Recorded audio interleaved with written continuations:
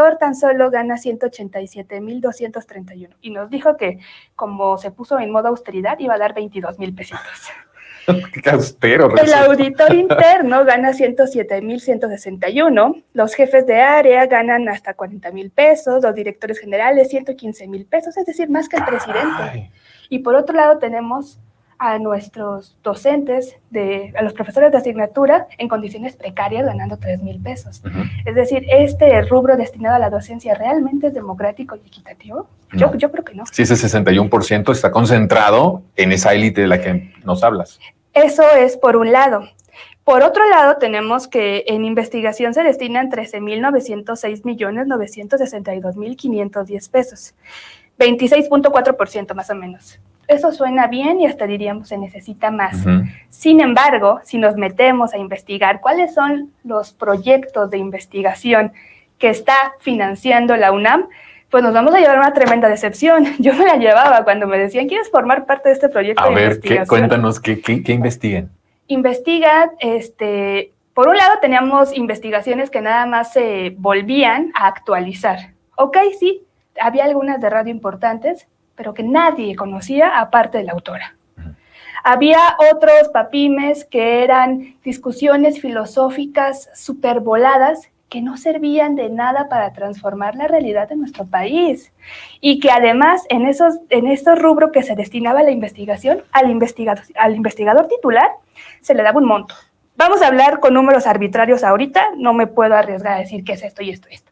Se le daba 100,000 pesos para un proyecto de 6 meses. Uh-huh. Dentro de esos 100,000 pesos se les daba la opción de contratar a 2 o 3 becarios y a esos becarios darles un apoyo de 6,000, 7,000 pesos. Uh-huh. Tú pregúntame cuándo me dieron el apoyo en efectivo y en cuántos no estuve. Nunca.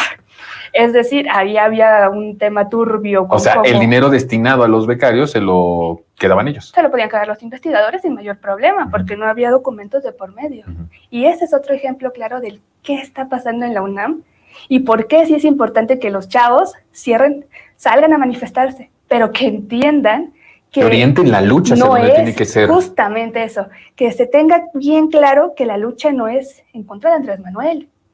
Como nunca se ha apoyado la educación en nuestro país en este sexenio, como nunca se ha entendido que se tiene que estar al servicio de la patria, que se tiene que estar al servicio de la nación, toda educación pública y que es un derecho.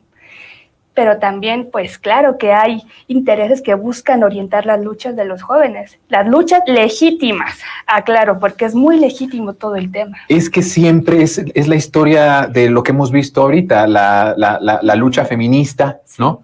La lucha por la democracia, la lucha de los trabajadores, la lucha estudiantil, que son luchas históricas en el mundo y en nuestro país y que han forjado lo que hoy tenemos como una transformación que estamos viviendo, se infiltran o quieren aprovecharse de esas causas para manipular la intención de la UNAM, de esta élite, porque también hay que decir, cuando hablamos de la UNAM no estamos hablando de sus estudiantes ni de la mayoría de sus maestros, estamos hablando de esa burocracia antidemocrática, dorada, antidemocrática y además muy autoritaria. Claro que sí. No estamos hablando en contra de lo que es la institución de nuestra UNAM, por supuesto que la amamos, por supuesto que nos enorgullece, pero no podemos cerrar los ojos ante estos hechos. Esa orientación por parte de esta cúpula dorada de la UNAM, de los medios de comunicación, tiene una intención política muy grave, que es poner en contra de la transformación a los jóvenes. Si nosotros vemos las cifras oficiales, Karen, de cuántas personas votaron en 2018 por López Obrador, vemos la cifra de jóvenes. Los universitarios y los jóvenes son los que más apoyaron a López Obrador en 2018. Y si vemos las estadísticas, que esto ya hablé casi creo que en la primera semana de aquí de Resentidos, de las encuestas, cuando vemos jóvenes y universitarios, la aprobación del presidente aumenta a más del 70 y tantos %, del 68 al 73, 74%, en universitarios. Y en adultos mayores aumenta al 90 y tantos %, ¿sí? Entonces hay una intención de quitarle a la continuidad de la transformación a un grupo social que es el más activo, que es el presente y el futuro de un país, que es el más movilizado, para ponerlo en contra. ¿Cómo ves esa parte? A mí eso me preocupa porque estoy totalmente de acuerdo con lo que acabas de decir. Gran parte de la ofensiva que vemos en la UNAM, y este es un ejemplo solo de una universidad pública, porque otro tema es el que se vive en las universidades privadas, que ese yo lo desconozco un poco más porque pues, No toda está. mi educación ha sido pública, pero sí, es esta lógica, el querer arrebatarle la transformación a los jóvenes, el querer imponer ideas de que esta transformación es más de lo mismo, que creo que esa es la Si te está quitando idea las becas, central. es lo peor, mismo, ¿no? Porque por lo menos con el peor. PAN había, con el PRI había, esa es la narrativa. Sí, y poner al gobierno de López Obrador aquí, a la misma distancia que a Calderón, que a Fox, que a Peña Nieto, o inclusive peor, porque no sabe hablar inglés, porque no es un ilustrado académico. Ponerlo a la par de los que son y siempre serán enemigos de la educación pública, Karen. Exacto. Y los que buscaron privatizar la educación con la reforma educativa de Enrique Peña Nieto, que es parte de una de las reformas estructurales que se implementaron en nuestro país. Sí, yo creo que esa es la idea, y además imponer la parte del discurso autoritario. Les quiero compartir algo, nada más lo encuentro. Es un tanto preocupante porque Cultura UNAM, a través de su Twitter, de Facebook, todas sus redes sociales, está difundiendo así, a diestra y siniestra. ¿Es opositor del gobierno Cultura UNAM? Cultura Abiertamente UNAM parece que es del PAN, es la cuenta del PAN. Sí, justamente sí, y ahorita está difundiendo una serie de charlas públicas que se llaman La crítica en su laberinto, y ponen así. No hablan del López Obrador, pero chequen.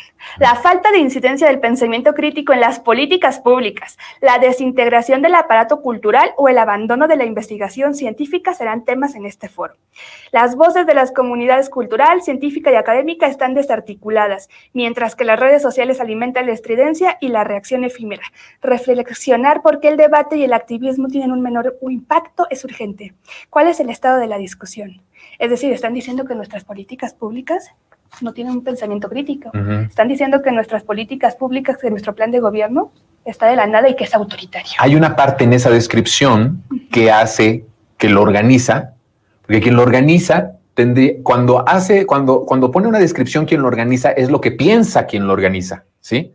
Y hay una parte de ese foro de la descripción en donde habla prácticamente dice del desastroso gobierno de López, no dice de López Obrador, sino del desastroso gobierno actual, del desastroso sexenio actual.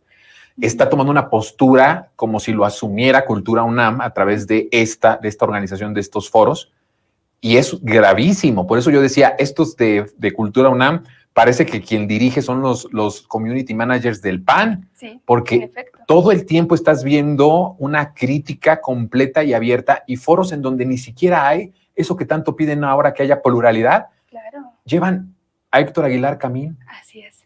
Como alguien de los que son parte de esa pluralidad del país. Imagínate que, ¿no? Sí, a mí me preocupa. Para cerrar, a ver, Karen, para cerrar, conclusión en esto. Concluyo con esto. Me parece preocupante, me parece sobre todo un tema para ocuparnos, la cuestión de que la UNAM esté tomando una posición política bajo el discurso de la supuesta neutralidad y crítica académica.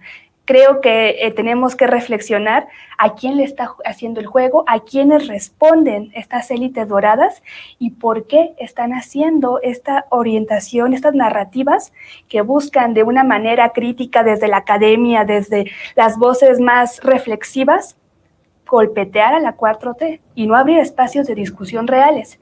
Yo cierro con esto, me parece que la labor social de la UNAM se está perdiendo, y esa es la tarea y es una de las responsabilidades de los estudiantes de hoy en día, y de los que también ya no somos estudiantes, pero la defendemos, el recuperar y el defender. La labor social de la UNAM está con las y los más pobres, no lo olvidemos. Qué fuerte punto acabas de tratar esta cuestión de la labor social. Sin duda, si revisas todos los proyectos, se ha perdido la esencia justo de esa labor social que le caracterizaba a la universidad, a la máxima casa de estudios de nuestro país. Y qué fuerte y yo creo que aquí, para los que fuimos estudiantes, para los que somos y amamos también a la universidad, tenemos que hacer una reflexión y tenemos que hacer un llamado de atención a los jóvenes para que no se dejen manipular. Claro. Y que, de nuevo, la universidad pública sea punta de lanza de las luchas de lo más legítimo de las aspiraciones y de los sueños de un pueblo y que no se convierta en un nido de golpeteo, como lo está haciendo, por desgracia, en mucho sentido, algunas fracciones de la universidad, ¿no? Sí, totalmente de acuerdo. Y no olvidar tampoco que quienes somos hijos de la universidad pública nos debemos al pueblo. Claro. Porque gracias al pueblo es que tenemos educación, por supuesto. Y porque sí es un derecho social, pero que se ganó con la conquista y la lucha de muchas personas atrás que forman parte del pueblo y que creían que es necesaria una educación pública, gratuita y de calidad para todas y para todos. Claro, muy bien. Pues ya no, qué temazo ¿eh? El próximo debes de traernos este tema que nos decías. Hay que hablar de Lorenzo. Sí. Por favor, ¿nos lo traes? Sí, porque aquí claro somos resentidos, entonces pues podemos hablar de eso. Claro que sí.